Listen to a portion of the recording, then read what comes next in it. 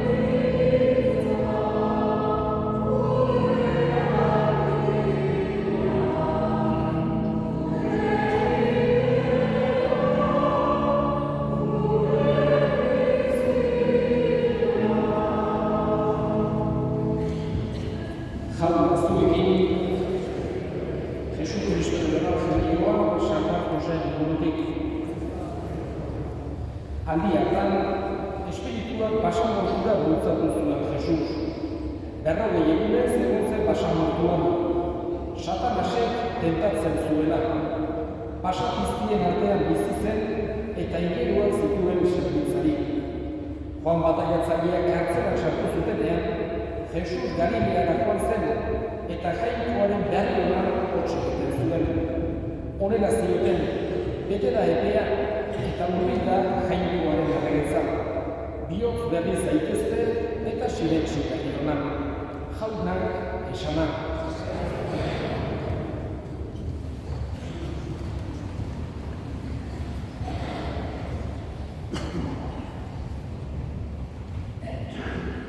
Buenos días, queridos hermanos, hermanas. Espero que la próxima vez que venga diga alguna palabra más en vasco. Prometo que alguna más diré, por lo menos esa es mi intención, ¿no? Como decía Ignacio al principio, pues voy conociendo la realidad de la diócesis y esta mañana domingo pues estoy aquí, estando en las Clarisas en Lecumberri. Ahora celebro con ustedes y luego pues estaré con los curas un ratito hablando con ellos, ¿no? Y bueno, pues me alegra estar aquí, esta iglesia bonita, sorprendente porque uno dice, y bien cuidada, limpia. Eso pues también ayuda un poquito, ¿no? Porque la gente pues tiene ilusión, tiene ganas, tiene interés por conservar lo que es propio. Estamos en Cuaresma, tocamos los curas preparados, empezamos el miércoles pasado y hoy el Evangelio nos habla del desierto. Jesús pues es empujado al desierto por el Espíritu, que significa pues que Dios le dice, oye, vete a preparar para su vida pública, vete a preparar al desierto. El desierto es un lugar para meditar, para reflexionar. El desierto es un lugar para pensar las cosas. Jesús está 40 días, que es un poquito pues una comparación como el pueblo de Israel que estuvo 40 años después de salir de Egipto. Y es un lugar donde uno piensa, pero también mete la pata, también cae. El pueblo de Israel pues fue tentado en el desierto, pecó, metió la pata, como digo, se alejó de Dios y luego volvía a él. El Evangelio acaba con una palabra que nos han repetido mucho estos días. Dice, convertíos. Esta palabra en griego pues, es algo más sencillo. Convertíos significa ponerse a pensar, significa revisar la vida. Eso es lo que quiere la Iglesia en este tiempo. Que pensemos en qué metemos la pata, que pensemos en qué tenemos que cambiar, que revisemos nuestra vida y veamos qué es lo que me aleja de Dios. Y el Evangelio nos presenta a un Jesús humano. A veces a Jesús y a los santos los ponemos muy lejos y entonces son difíciles de imitar porque decimos que era un santo. O Jesús, pues, no, y aquí vemos a Jesús que es tentado en el desierto. O sea, que le ponen a prueba y dice, bueno, a ver si luego pillarlo descuidado y comete un pecado. Es decir, que humanizan a Jesús. Humanizan, Jesús vive, experimenta todo lo que hemos vivido nosotros al pecado. Y Jesús tuvo tentaciones y estuvo a punto de caer en una ocasión cuando estaba en el huerto de los olivos rezando antes de la muerte en cruz. Pues Jesús, que lo estaba pasando mal, le dice al Padre, Padre, si es posible que pase de mí este cáliz, es decir, que no quiero venir a decir. Pero luego tiene esa frase tan bonita que dice, pero no se haga mi voluntad sino la tuya. Como dijo María en la Anunciación, hágase en mí según tu palabra. O lo que dije yo hace poco cuando me propusieron venir aquí a la iglesia de Pamplona en Tudela.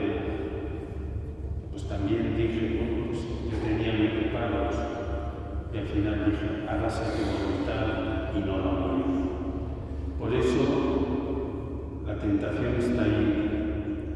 Yo imagino que todos hemos tenido tentaciones, todos tenemos tentaciones, lo mismo.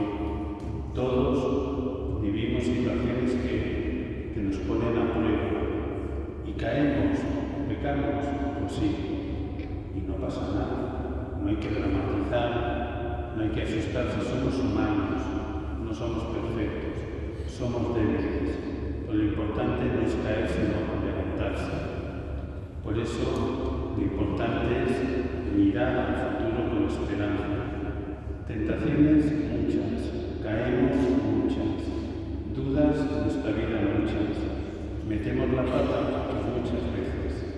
Esa es la tentación. ¿Pero por qué? Porque somos libres. Dios nos ha creado libres para hacer el bien y el mal, para tomar un camino u otro. Y esa es la grandeza de nuestra condición, que somos libres para hacer el bien y el mal, para caer en la tentación o no, para meter la pata o no. Pues lo importante es que nos podemos levantar. El hijo pródigo, cuando vuelve a casa, todo el mundo se alegra y hay misericordia para todos. Me comentaron una vez que el Papa Francisco, he estado con él varias veces, pero no he visto. En su despacho o en su habitación tiene una figura muy bonita, que es la figura de Jesús cargando al hombro a Judas, el que le traicionó, el que le entregó. Se nota que es Judas porque le cuelga la cuerda de ahorcar. Y el Papa dice, hasta Judas mereció el perdón y la misericordia de Dios. Y el Papa lo tiene en su mesa, que lo ve a todas horas, no lo tiene escondido. Por lo tanto, si hasta Judas merece el perdón, la misericordia de Dios, ¿cómo no vamos a merecerlo nosotros? O sea, lo importante es que seamos capaces de levantarnos, que seamos capaces de mirar el futuro con esperanza. La Cuaresma, el convertíos es volver al primer amor que llamo yo, es decir, llegar al día de Pascua habiendo vuelto al primer amor, habiendo vuelto a la casa del Padre. ¿Qué es volver al primer amor? Es volver a aquello que me hizo feliz dentro de la iglesia, aquello que me hace feliz leyendo el Evangelio, aquello que me hace feliz viviendo con la gente en comunidad de fe. Volver al primer amor es recuperar aquello que me acerca a Dios. Y la Cuaresma es eso, un camino para volver al primer amor. Las primeras certezas, las primeras ilusiones, las primeras oraciones, las primeras confesiones. Pues hermanas, hermanos, Dios nos llama a la conversión, pero sin dramas. Dios nos llama a la conversión, pero sin tensiones. Dios nos llama a la conversión con paz. Nos llama a volver al primer amor para ser felices. Porque Dios en la Iglesia nos quiere felices. Que así sea.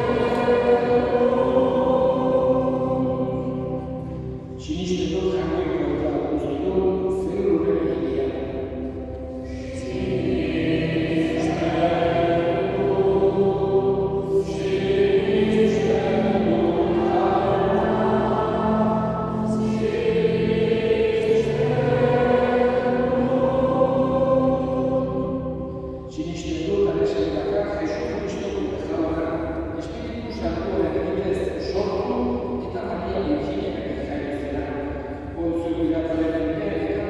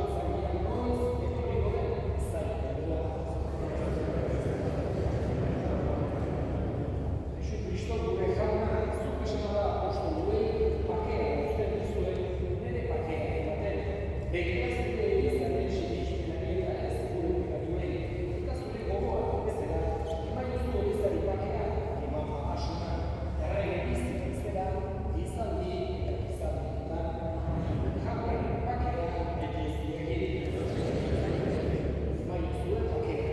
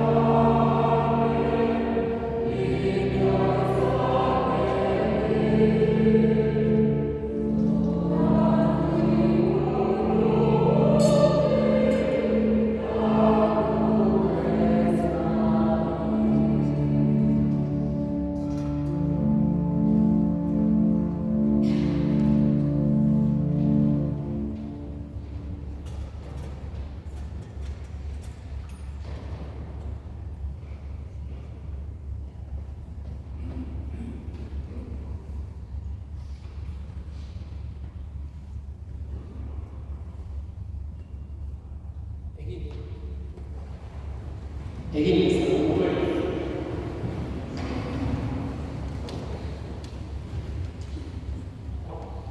Hartu dugu komisionuko horrekan sinismena bizkautzen dugu, itxaropera zen eta baitasuna egin zen.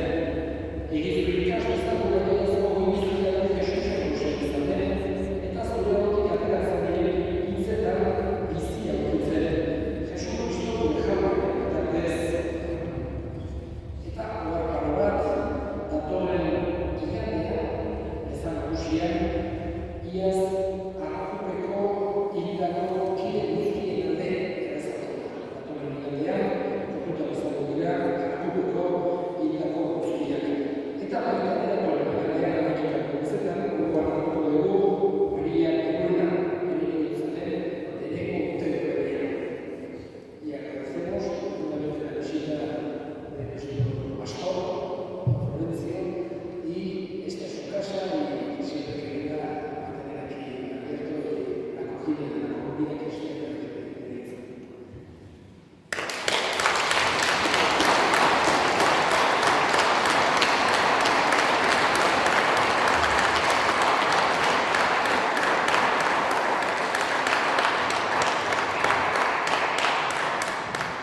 Jaun